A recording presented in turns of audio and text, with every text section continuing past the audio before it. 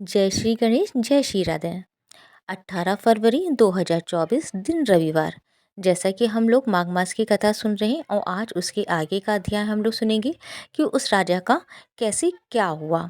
अगर आपने इससे पहले की मेरी कथाओं का श्रवण नहीं किया हो तो मेरे चैनल पे प्लेलिस्ट बनी हुई माघ माघ की, तो वहाँ पे आप जाके संपूर्ण कथा का श्रवण कर सकते हैं। और अगर आप चैनल पे पहली बार आए हों तो चैनल को अवश्य सब्सक्राइब करके शेयर करके वीडियो को लाइक कीजिएगा और कमेंट में जय राम जी की कीजिएगा।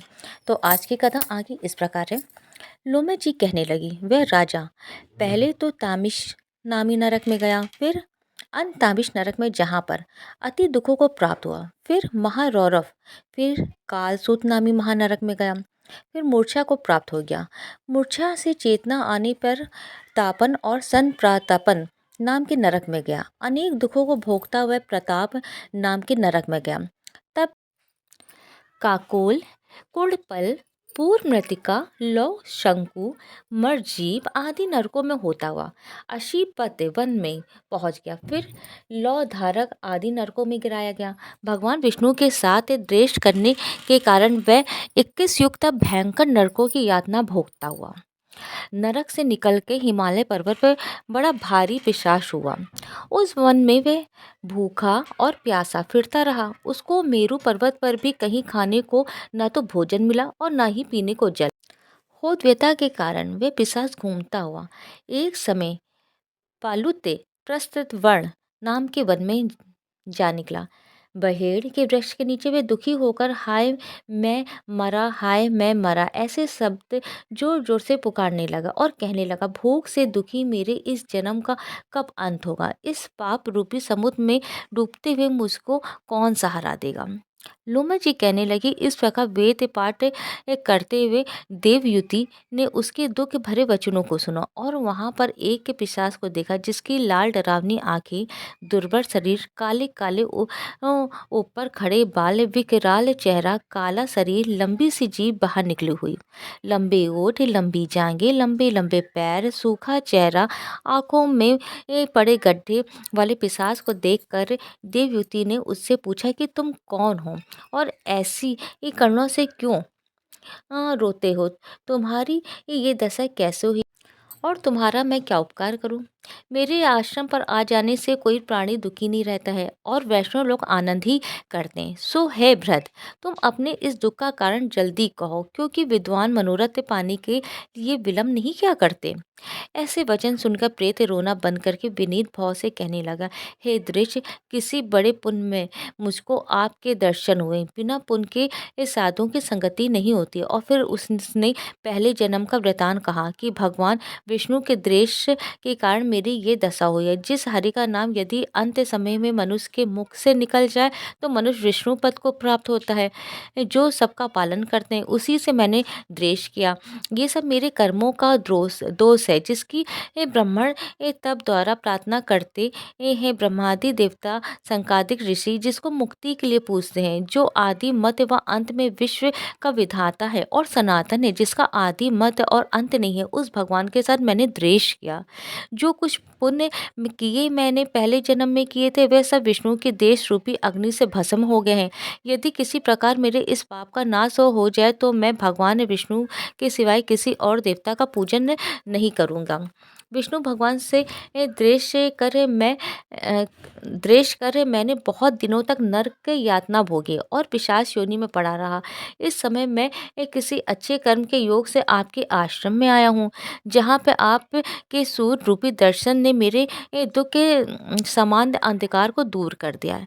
अब आप कोई ऐसा उपाय बताइए जिससे मेरी ये पिशाच योनि दूर हो, क्योंकि सज्जन पुरुष उपकार करने में देर नहीं करते हैं। देवयुति कहने लगे कि ये माया देवता, मनुष्य, असुर सबकी स्मृति को मोहित कर देती है, जिससे धर्म का नाश करने वाला द्वेष उत्पन्न हो जाता है। जगत के उत्पन्न करने, रक्षा करने और नाश करने वाले जो सब प्राणियों की आत्मा है, उनसे भी लोग द्वेष करते हैं। जिनके अर्पण करने से सभी कर्म सफल होते हैं, उनकी भक्ति से मुख्य मोड़ने वाले मूर्ख कौन सी गति को प्राप्त नहीं होते हैं। चारों वर्णों का वेदोक्त हरि का भजन पालन करना ही उत्तम है, अन्यथा कुमार्ग में चलने वाले मनुष्य नरक के गामी होते। इसी कारण वेद विरुद्ध कर्मों को त्यागना चाहिए। अपनी बुद्धि से बचे हुए धर्म के मार्ग पर चलने से मनुष्य परलोक के पथ पर भी ये नाश करते हैं। वे वेद, देवता और ब्राह्मणों की निंदा करते हैं। झूठे मन कल्पित शास्त्रों के मानने वाले नरक में जाते हैं। देवादिदेव विष्णु से विमुख होने वाले नरक में जाते हैं, जैसे द्रविड़ देश का राजा नरक में गया। इस कारण इनकी निंदा नहीं करनी चाहिए और वेद में ना कही गई क्रिया को भी नहीं करना चाहिए। लोमस जी कहने लगे कि ऐसा कहने पर मुनि ने पिशाच को सुमार्ग बतलाया कि माघ मास में तुम प्रयाग में जाकर स्नान करो, उससे तुम्हारी वह पिशाच योनि समाप्त हो जाएगी। माघ मास में प्रयाग में स्नान करने से मनुष्य पहले जन्म के सब पापों से मुक्त हो जाता है। वहाँ पे स्नान करने से मुक्ति प्राप्त होती, इससे बढ़कर और कोई प्रायश्चित नहीं है। संसार में ये मोक्ष और स्वर्ग का खुला हुआ द्वार है। गंगा और यमुना का संगम त्रिवेणी संसार में सबसे उत्तम तीर्थ है। पाप रूपी बंधन को काटने के लिए ये कुल्हाड़ी है। कहाँ तो विष्णु, सूर्य, तेज, गंगा, यमुना का संगम है और कहाँ ये तुच्छ पाप रूपी तर्ण की आहुति जैसी घने अंधकार को दूर करने वाला शरद का चंद्रमा चमकता है। उसी तरह संगम के स्नान से मनुष्य पवित्र हो जाता है। मैं तुमसे गंगा यमुना के संगम का वर्णन नहीं कर सकता हूँ, जिसके जल के एक बूंद के स्पर्श से केरल देश का ब्राह्मण मुक्त हो गया। ऋषि के ऐसे वचन सुन प्रेत के मन में शांति उत्पन्न हुई और कही गई मानो सब दुखों से छूट गया हो। प्रसन्नता से उसने विनय पूर्वक ऋषि से पूछा। ऋषि से क्या पूछा, इसका वर्णन हम लोग अगले अध्याय में सुनेंगे। तो आज का अध्याय यहीं पे हम लोग समाप्त करते हैं। उम्मीद करते हैं कल भी आप अध्याय अवश्य सुनेंगे। तो अगर आपको मेरा द्वारा कही हुई कथा पसंद आए तो चैनल को सब्सक्राइब करके लाइक और शेयर कीजिएगा। कमेंट में जय श्री राम लिखिएगा। और जैसे कि गुप्त नवरात्र चल रहा है, गुप्त नवरात्र में हम लोग आज सुनेंगे क्षमा याचना। जय माता दी। गुप्त नवरात्र चल रहे हैं और आज हम लोग क्षमा प्रार्थना का श्रवण करेंगे। दुर्गा सरस्वती पाठ के बाद या देवी भगवती के किसी भी स्त्रोत का पाठ करने के बाद अंत में साधक को दुर्गा क्षमा प्रार्थना का पाठ करना चाहिए। इसके मंत्रों को पढ़ते हुए साधक को अपने द्वारा किए गए पापों के लिए क्षमा मांगनी चाहिए। साथ ही साधना में जो कोई भूल चूक हो गई हो या जो भी कमी रह गई हो उसके लिए भी देवी से क्षमा याचना करनी चाहिए। साधक को चाहिए कि क्षमा प्रार्थना करते समय देवी भगवती माता के रूप का ध्यान करके साधना को सिद्ध करने की विनती करनी चाहिए। परमेश्वरी, मेरे द्वारा रात दिन सहस्त्रों अपराध होते रहते हैं। ये मेरा दास है, यूँ समझ के मेरे उन अपराधों को तुम कृपा पूर्वक क्षमा करो। परमेश्वरी, मैं आवाहन नहीं जानता, विसर्जन करना नहीं जानता तथा पूजा करने का ढंग भी नहीं जानता, क्षमा करो। देवी सुरेशी, मैंने जो मंत्रहीन, क्रियाहीन और भक्तिहीन पूजन किया है वह सब आपकी कृपा से पूर्ण हो। सैकड़ों अपराध करके भी जो तुम्हारी शरण में जाकर जगदम पुकारता है उसे वह गति प्राप्त होती है जो ब्रह्मा आदि देवताओं के लिए भी सुलभ नहीं है। जगदम्बिके, मैं अपराधी हूँ किंतु तुम्हारी शरण में आया हूँ। इस समय दया का पात्र हूँ, तुम जैसा चाहो वैसा करो। देवी परमेश्वरी, अज्ञान से, भूल से अथवा बुद्धि भ्रंत होने के कारण जो मैंने न्यूनता या अधिकता कर दी है वह सब क्षमा करो और प्रसन्न हो। सच्चिदानंद स्वरूपणी परमेश्वरी, जगत माता कामेश्वरी, तुम प्रेम पूर्वक मेरी ये पूजा स्वीकार करो और मुझ पर प्रसन्न रहो। देवी सुरेशी, तुम गोपनीय से भी गोपनीय वस्तु की रक्षा करने वाली हो। मेरे निवेदन किए हुए इस जप को ग्रहण करो, तुम्हारी कृपा से मुझे सिद्धि प्राप्त हो। जय माता दी। सभी को इसी प्रकार माता से क्षमा मांगनी चाहिए। अगर आपको मेरा किया हुआ पाठ पसंद आया हो तो चैनल को सब्सक्राइब कीजिएगा, लाइक करके शेयर कीजिएगा और कमेंट में जय माता दी लिखिएगा। ओम नमः शिवाय। आज हम माघ मास के अध्याय के साथ में गजेंद्र स्तोत्रम भी सुनेंगे, क्योंकि इसके सुनने से हमको माघ मास के कथा का पूरा फल प्राप्त होता है। हिंदू धर्म के प्रथम ग्रंथ श्रीमद् भगवद गीता के तीसरे अध्याय में गजेंद्र स्तोत्र पढ़ने को मिलता है। इसमें कुल 33 श्लोक दिए गए हैं। हिंदू धर्म के अनुसार इस स्तोत्र का जप करने से जीवन में किसी भी प्रकार की परेशानी से तत्काल मुक्ति मिल जाती। इस स्तोत्र में हाथी और मगरमच्छ के साथ हुए युद्ध का वर्णन किया गया है। तो हम लोग भगवान श्री हरि का ध्यान करके इसका श्रवण करते हैं। शुक्र जी ने कहा कि बुद्धि के अनुसार पिछले अध्याय में वर्णन किए गए रीति से अपने मन को नियंत्रित कर और हृदय को स्थिर करके गजेंद्र अपने पिछले जन्म में याद किए गए सर्वोच्चकार और बार बार जाप किए जाने वाले स्त्रोत का जाप करने लगा। गजेंद्र ने मन ही मन श्री हरि को ध्यान करते हुए कहा कि जिनके प्रवेश शरीर और मस्तिष्क चेतन की तरह व्यवहार करते हैं, ओम द्वारा लक्षित और पूरे शरीर में प्रकृति और पुरुष के रूप में प्रवेश करने वाले उस सर्वशक्तिमान देवता का मैं मन ही मन स्मरण करता हूँ, जिनके सारे ये पूरा संसार टिका हुआ है, जिनसे ये संसार अवतरित हुआ है, जिन्होंने प्रकृति की रचना किया और जो खुद उसके रूप में प्रकट हुए, लेकिन इसके बावजूद भी वो दुनिया से सर्वोपरि और श्रेष्ठ है। ऐसे अपने आप और बिना किसी कारण के भगवान की मैं शरण में जाता हूँ। अपनी संकल्प शक्ति के बल पे अपने ही स्वरूप में रचित और सृष्टि काल में प्रकट एवं प्रलय में अप्रकट रहने वाले इस सश्रेष्ठ प्रसिद्धि प्राप्त कार्य कारण रूपी संसार को जो बिना कुंठित दृष्टि के साक्ष्य रूप में देखते रहने पर भी लिप्त नहीं होते, चक्षु आदि प्रशंसकों के परम प्रकाशक प्रभु आप मेरी रक्षा करें। बीतते गए समय के साथ ये तीनों लोगों को और ब्रह्मा आदि लोक के पालों के पंचभूत में प्रवेश कर जाने पर और पंचभूतों से लेके महापुरुष सभी कारणों में उनकी परम करुणा स्वरूप प्रकृति में मगन हो जाने पर उस समय दुर्येर और घोर अंधकार रूपेण प्रकृति के बच रही थी, उस अंधकार से परे अपने परम धाम में जो सर्वव्यापी भगवान सभी दिशाओं में प्रकाशित होते रहते हैं, वो भगवान मेरी रक्षा करें। विभिन्न नाटकों रूपों में अभिनय करने वाले और उस अभिनेता के वास्तविक स्वरूप को जिस प्रकार से साधारण लोग भी नहीं पहचान पाते, उसी तरह से सत्य प्रधान देवता और महर्षि भी जिनके स्वरूप को नहीं जान पाते, ऐसे में कोई साधारण प्राणी उनका वर्णन कैसे कर सकता है। ऐसे दुर्गम चरित्र वाले भगवान मेरी रक्षा करें। अनेकों शक्ति से मुक्त सभी प्राणियों की आत्म बुद्धि प्रदान करने वाले सब के बिना कारण हित अतिशय और साधु स्वभाव ऋषि मुनि जन जिनके परम स्वरूप को देखने की इच्छा के साथ वन में रहकर अखंड ब्रह्मचर्य तमाम अलौकिक व्रतों को नियमों को के अनुसार पालन करते, ऐसे प्रभु मेरी गति है वह जिनका हमारी तरह ना तो जन्म होता है और ना जिनका अहंकार में कोई भी काम नहीं होता है, जिनके निर्गुण रूप का ना कोई नाम है और ना कोई रूप है, इसके बावजूद भी वह समय के साथ इस संसार की सृष्टि और प्रलय के लिए अपनी इच्छा से अपने जन्म को स्वीकार करते हैं। उस अनंत शक्ति वाले परम ब्रह्मा परमेश्वर को मेरा नमस्कार है। प्रकृत आकार रहित और अनेक के रूप वाले अद्भुत भगवान को मेरा नमस्कार है। स्वयं प्रकाशित सभी शाख से परमेश्वर को मेरा सत सत नमन है।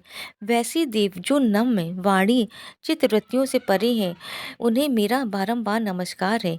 विवेक से परिपूर्ण पुरुष के द्वारा सभी सतो गुणों से परिपूर्ण निवृत्ति धर्म के आचरण से मिलने वाले योग मोक्ष सुख की अनुभूति रूपी भगवान को नमस्कार है। सभी गुणों के स्वीकार शांत रजोगुण और स्वीकार करके अत्यंत तमोगुण को अपना कर मूढ़ से जाने वाले बिना भेद और हमेशा सद्भाव से ज्ञान धनी प्रभु को मेरा नमस्कार है। शरीर के इंद्रिय के समुदाय रूप में सभी पिंडिकों के ज्ञाता सबों के स्वामी और साक्षी स्वरूप देव आपको नमस्कार है। सबों के अंतर्यामी प्रकृति के परम कारण लेकिन स्वयं बिना कारण भगवान को मेरा सत सत नमस्कार है। सभी इंद्रियों और सभी विषयों के जान कर सभी प्रतीतियों के कारण रूप संपूर्ण जड़ प्रपंच और सबकी मूलभूत अविद्या के द्वारा सूचित होने वाले और सभी विषयों में अविद्या रूप से भसने वाले भगवान को मेरा नमस्कार है। सबके कारण लेकिन स्वयं बिना कारण होने पर भी बिना किसी परिणाम के होने की वजह से अन्य कारणों से भी विलक्षण कारण आपको मेरा बार बार नमस्कार है। सभी वेदों और शास्त्रों के परम तात्पर्य मोक्ष रूपी और शेष पुरुषों की परम गति ये देवता को नमस्कार है। वह जो त्रिगुण रूपों में छुपी हुई है, ज्ञान रूपी अग्नि वैसे गुणों में हलचल होने पर जिनके मन मस्तिष्क में संसार को रचने की वृत्ति उत्पन्न हो उठती हो और जो आत्मा तत्व की भावना के द्वारा विधि निषेध रूप शस्त्र से भी ऊपर उठे हो, जो महाज्ञानियों महात्माओं में स्वयं प्रकाशित हो रहे, ऐसे भगवान को मेरा नमस्कार है। मेरे जैसे शरणागत पशु के समान जीवों के अविद्या रूप है फांसी को पूर्ण रूप से काट देने वाले परम दयालु और दया दिखने में कभी भी आलस नहीं करने वाले भगवान को नमस्कार है मेरा।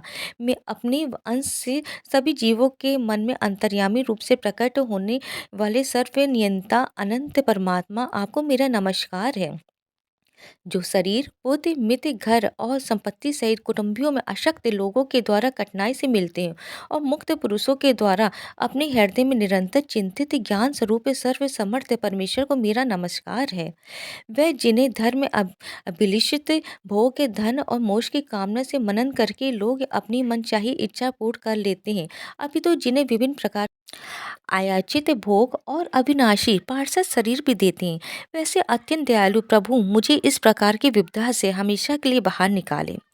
वह जिनके एक से अधिक भक्त हैं, जो मुख्य रूप से एकमात्र उसी भगवान की शरण में, जो धर्म अर्थ आदि किसी भी पदार्थ की अभिलाषा नहीं रखते हैं, जो केवल उन्हीं के परम मंगलमय एवं अत्यंत विलक्षण चरित्र का गुणगान करते हैं, उनके आनंदमय समुद्र में गोते लगाते हैं।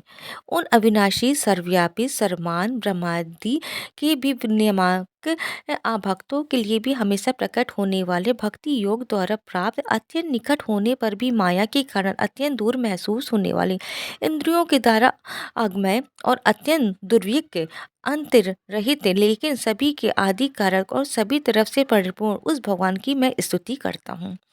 वो जो ब्रह्मा सहित सभी देवता चारों वेद समस्त चर और अचर जीव के नाम और आकृति भेद से जिनके अत्यंत क्षुद्र अंशों से रचित हैं, जिस तरह से जलती हुई अग्नि की लपटें और सूरज की किरणें हर बार बाहर निकलती हैं और फिर से अपने कारण में लीन हो जाती हैं, उसी प्रकार बुद्धि मस्तिष्क इंद्रियों और नाना योगिनियों के शरीर से जिन गुणों से प्राप्त शरीर जो स्वयं प्रकाश से परमात्मा से अवतरित होकर फिर से उन्हीं में लीन हो जाता है, वह भगवान जो ना तो देवता है न असुर न मनुष्य और ना ही मनुष्य से नीचे किसी अन्य योनि के प्राणी, ना ही वो स्त्री है ना ही पुरुष है और ना ही नपुंसक है और ना ही वो कोई ऐसे जीव है जिनका इन तीनों ही श्रेणी में समावेश है। वो ना तो गुण है ना कर्म है, वो ना ही कार्य और ना ही कारण, इन सभी योनियों का निषेध होने पर जो बचता है वही उनका असली रूप है। ऐसे प्रभु मेरा उत्थान करने के लिए प्रकट हो। अब मैं मगरमच्छ के चंगुल से आज़ाद होने के बाद जीवित नहीं रहना चाहता हूँ। इसकी वजह ये है कि मैं सभी तरफ से अज्ञानता से ढके इस हाथी के शरीर का क्या करूँ।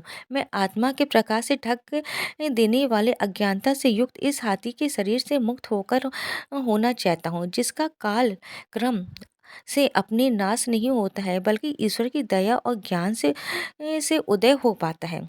इस प्रकार से मोक्ष के लिए ललाहित संसार के रचयिता स्वयं संसार रूप में प्रकट है, लेकिन संसार से परे संसार में एक खिलौने की भांति खेलने वाले संसार में आत्म रूप से व्याप्त आजन्मा सर्वव्यापी एवं प्रत्यय वस्तुओं में सर्वश्रेष्ठ श्री हरि का केवल स्मरण करता हूँ और उनके शरण में जाता हूँ। वह जिन्होंने भगवत शक्ति रूपी योग के द्वारा कर्मों को जला डाला है, जिन्हें समस्त योगी ऋषि अपने योग के द्वारा अपने शुद्ध हृदय में प्रकट देखते हैं, उन योगेश्वर भगवान को मेरा नमस्कार है।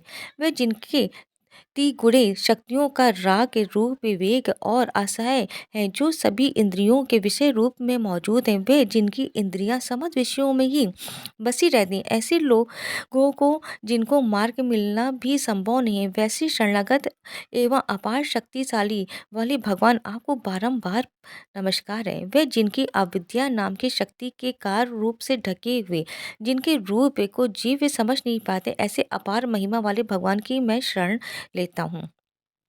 श्री शुक्रदेव जी कहते हैं कि वे जिसने पूर्ण प्रकार से भगवान के भेद रहित सभी निराकार रूप का वर्णन किया था, उस गजराज के करीब जब ब्रह्मा जी साथ में अन्य कोई देवता नहीं आए जो अपने विभिन्न प्रकार के विशेष विग्रहों को ही अपना रूप मानते, ऐसे में साक्षात विष्णु जी जो सभी के आत्मा होने के कारण सभी देवताओं के रूप हैं, तब वहाँ प्रकट हुए। गजराज को इस प्रकार से दुखी देख और उसके पड़े के स्तुति को सुन के चक्रधारी प्रभु इच्छानुसार वेग वाले गरुड़ की पीठ पर सवार होकर सभी देवताओं के साथ उस स्थान पर पहुंचे जहां पर वह गज था। सरोवर के अंदर महाबलशाली मगरमच्छ द्वारा जकड़े जकड़े और दुखी उस हाथी ने आसमान में गरुड़ की पीठ पर बैठे और हाथों में चक्र लिए भगवान विष्णु को आते हुए जब देखा, तो वे अपनी सूंड में पहले से ही उनकी पूजा के लिए रखे कमल के फूल को श्री हरि पर बरसाते हुए कहने लगे, सर्व पूज्य भगवान श्री हरि, आपको मेरा प्रणाम है। सर्व पूज्य भगवान श्री हरि, आपको मेरा नमस्कार है। लाचार हाथी को देखकर श्री हरि विष्णु गरुड़ से नीचे उतर कर सरोवर में उतर आए और बेहद दुखी होकर ग्रह सहित उस गज को तुरंत ही सरोवर से बाहर निकाल आए और देखते ही देखते अपने चक्र से मगरमच्छ के गर्दन को काट दिया और हाथी को उस पीड़ा से बाहर निकाल लिया। जय हो, जय श्री हरि, जय श्री विष्णु। जो भी गजेंद्र मोक्ष पाठ को सुनता है उसके सभी पाप श्री हरि जी तत्काल दूर कर दे। इस जाप को करने से व्यक्ति बड़े से बड़े कर्जों से मुक्त हो जाता है। अगर आपको कथा पसंद आए, वीडियो पसंद आए, तो वीडियो को ज़्यादा से ज़्यादा शेयर कीजिएगा। चैनल को सब्सक्राइब करके लाइक करके जय श्री हरि लिखिएगा। जय श्री राधे, जय श्री कृष्ण।